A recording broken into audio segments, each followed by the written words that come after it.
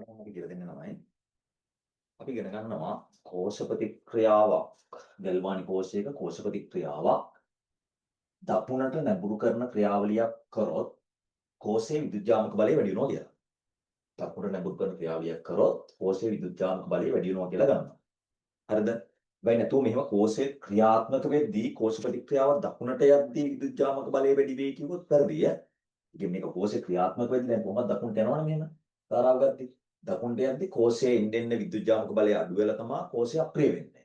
එම නිකම්ම වෙද්දී කෝෂ ප්‍රතික්‍රියාව දකුණට යන ගමන් විදුජාමක බලය අඩු වෙනවා. එහෙම නැතුව කෝෂයක කෝෂ ප්‍රතික්‍රියාව දකුණට නැඹුරු කරන ක්‍රියාවලිය අපි කරොත් ඒකෙදි අපි කියනවා කෝෂයේ විදුජාමක බලය වැඩි වෙනවා කියලා.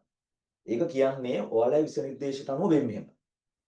අපි කියනවා කෝෂ ප්‍රතික්‍රියාව දකුණට නැඹුරු කරන ක්‍රියාවලියක් මගින් විදුජාමක බලය වැඩි වෙයි කියනවනේ. නැඹුරු කරන ක්‍රියාවලියක් කරොත් විදුජාමක බලය වැඩි වෙයි කියලා කියනවා.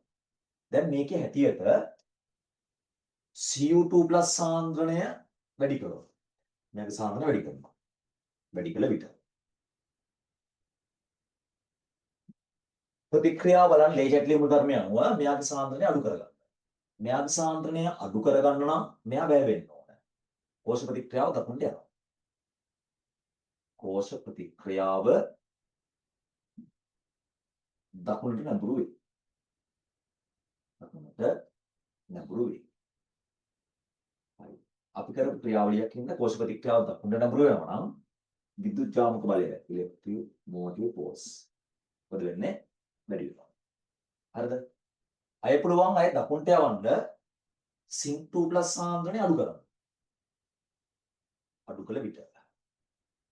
අඩු කරොත් මේක අඩු වුණාම ලේජර් ලියුම් තරම මෙයා වැඩි කරගන්න දකුණට යනවා.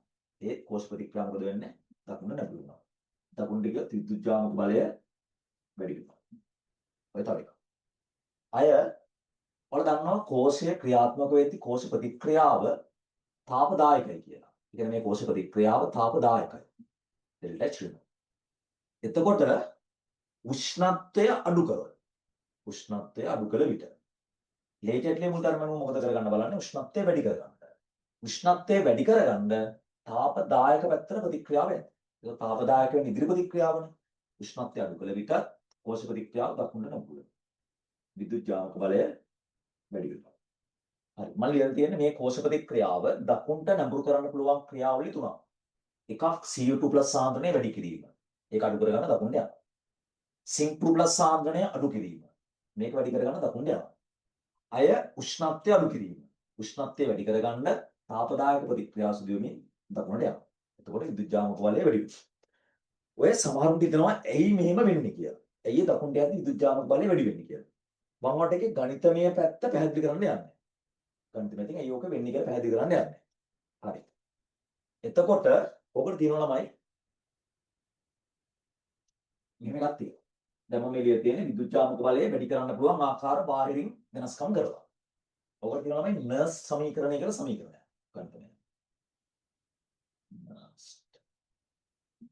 නර්ස් සමීකරණය.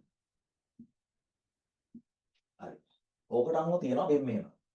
E සමානයි සම්මත ඉලෙක්ට්‍රෝන විභවය ඍණ RT NF ln Q කියලා. ln Q. මම කියලා දෙන්නවා උසස් පෙළට අදාළ මේක නෙමෙයි. සමහර අය කැමති නෑනේ කටපාඩම් ගන්න ඇයි එහෙම වෙන්නේ කියලා අහන ළමයි ඉන්නේ. ඒක ඇත්තටම හොඳයි. ඒක ඇයි එහෙම වෙන්නේ කියන එක තමයි පැහැදිලි කරන්න මගේ ගණිතමය සම්බන්ධය. හරිද? මේ තියෙන්නේ බලපෑම කරන්න කලින් මෙයාගේ සම්මත ඉලෙක්ට්‍රෝන විභවය. ඕක ඔයාලා දන්නවා ඉලෙක්ට්‍රෝන විභවය නෙමෙයි. මේ ඉලෙක්ට්‍රෝඩ එක නම් ඉලෙක්ට්‍රෝන විභවය. කෝෂයක නම් කෝෂ විභවය. ඔයාලා දන්නවා විදුජාමක බලය අනිවාර්යයෙන්ම කෝෂ විභවයේ ධනාංගයක්. ධනාංගය කියන්නේ වෙනස් කරන්න කලින් බාහිර බලපෑම් කරන කලින් තියෙන අංගය. ඔක අනිවාර්යෙන් ධනාංගයක්. හරිද? මේ ln Q කියන්නේ අපි රසායනික සමතුලිතතාවය කතා කරන්නේ ප්‍රතික්‍රියා ලබ්ධිය කියලා. QC කියලා ගණනය කරන්නේ. හරි. මම දැන් මේක ලියනවා මෙහෙම. ln Q කියන එක Q සමානයි මේ ප්‍රතික්‍රියාවට අදාළව. දැන් මේක මම සමතුලිතයක් කියලා අරගෙන ලියනවා. ගණේක සාන්ද්‍රණය නියතයක්. ප්‍රතිඵල Zinc2+ වල සාන්ද්‍රණය. බෙදීම Cu2+ වල සාන්ද්‍රණය. Cu2+ වල සාන්ද්‍රණය. මම මේ Q ප්‍රතික්‍රියා ලබ්ධිය කියන එක ලියුවා. දැන් මම මෙතන සාධක තුනක් ගත්තා නේද? Cu2+ සාන්ද්‍රණය වැඩි කරලා විදුජ්ජාමක බලය වැඩි කරන්න පුළුවන්. Cu2+ සාන්ද්‍රණය අඩු කරලා විදුජ්ජාමක බලය වැඩි කරන්න පුළුවන්. උෂ්ණත්වය අඩු කරලා විදුජ්ජාමක බලය වැඩි කරන්න පුළුවන්. මේ තියෙන්නේ වෙනස් කරන කලින් තිබ්බ විදුජ්ජාමක බලය කියලා හිතන්නකෝ. කොසුබේ කියලා. මේ තියෙන්නේ වෙනස් කරාට පස්සේ ලැබෙන අගය. වෙනස් කරාට පස්සේ ලැබෙන අගය. මේ මොකක් හරි වෙනස්කමක් කරාට පස්සේ ලැබෙන අගය. හරි. ඉස්සෙල්ලා මම දැන් මෙතන යනවා නේ. උෂ්ණත්වය අඩු කළ විට. උෂ්ණත්වය අඩු කරනවා. T කියන්නේ උෂ්ණත්වය. මේ තියෙන ෆැරඩේ නියතය ඉලෙක්ට්‍රෝන සංඛ්‍යාව අර R කියන්නේ වායු නියතයම තමයි. හරිද? ඊට පස්සේ මේකේ උෂ්ණත්වය අඩු කරනවා. උෂ්ණත්වය අඩු කරද්දී ඔයාලා දන්නවා මේ සෙට් එකම අඩු වෙනවා. මේක අඩු කරන්න මෙයාගේ අඩු වෙනවා. මෙයා අඩු වෙනවා. තිබ්බට වඩා මෙතන තිබ්බාගේ අඩු වෙනවා. මෙතන ධනගයක් තිබ්බේ. මේකෙන් මේක කලින් අඩු කරක් දෙන උත්තරයට වඩා උෂ්ණත්වය අඩු කරාට පස්සේ මෙයාගේ අඩු වෙනවනේ. ඒතකොට තමයි දැන් මේකෙන් මේක අඩු කරක් දෙන උත්තරේ කලින්ට වඩා මොකද වෙන්නේ? වැඩි අගයක් කරනවා. මේ තියෙන්නේ දැන් විදුජ්ජාමක බලය. ඔබ බලන්න උෂ්ණත්වය අඩු කරාම විදුජ්ජාමක බලය වැඩි වෙනවා. හරිද? තව සාධකයක් තියෙනවනේ මෙහෙම. Cu2+ සාන්ද්‍රණය අඩු කළ විට. ඒක මම මෙතන ලියනවා නේ. Cu2+ සාන්ද්‍රණය අඩු කරාම අර KPKC වගේ නෙමෙයි මේක නියත නෙමෙයි. KPKC නම් සාන්ද්‍රණය මත වෙනස් වෙන්නේ නැහැනේ. U වෙනස් වෙනවා. මේක අඩු වෙනවා. එතකොට Q අඩු වෙනවා. Q වලගේ අඩු වෙන්න මේ අගයම අඩු වෙනවා. ඔකම අඩු වෙනවා. මේක අඩු වුණාම මේකෙන් මේක අඩු කරද්දී දැන් එන උත්තරේ කලින්ට වඩා වැඩි. ඔව්. Cu2+ සාන්ද්‍රණය අඩු කරද්දී Q අඩු වෙනවා. Q අඩු වෙද්දී මේ ඔක්කොම අඩු වෙනවා. මේකෙන් මේක අඩු කරද්දී උත්තරේ වැඩි වෙනවා. ඔව් විදුජ්ජාමක බලය වැඩි වෙනවා. හරිද? අය Cu2+ සාන්ද්‍රණය වැඩි කළ විට. Cu2+ සාන්ද්‍රණය වැඩි කළ විට. මේක වැඩි කරනවා. මේක වැඩි කරද්දී මේක ප්‍රතිලෝම තියෙනවා.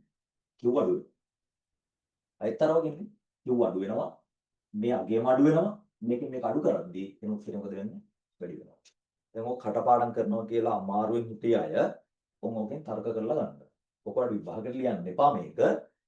දකුණට යද්දි විදුජ්ජාමක බලය දකුණට යද්දි විදුජ්ජාමක බලය වැඩි වෙයි කියලා කියන්නේ නැහැ. නිකම්ම දකුණට යද්දි විදුජ්ජාමක බලය අඩු වෙනවා. ඒ කියන්නේ කෝෂේ ක්‍රියාත්මකයේදී විදුජ්ජාමක බලය එන්නේ අඩු වෙනවා කියන්නේ. එහෙම නෙමෙයි මොකක් හරි බලපෑමක් කරලා කෝෂ ප්‍රතික්‍රියාව දකුණට යවුවොත් විදුජ්ජාමක බලය වැඩි වෙනවා කියලා සලකනවා. හරිද?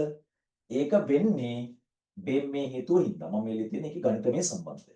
ටිකක් වැඩිපුර ඉඳන් ළමයි ඕකත් එක්ක තර්ක කරලා උත්තර ගන්න.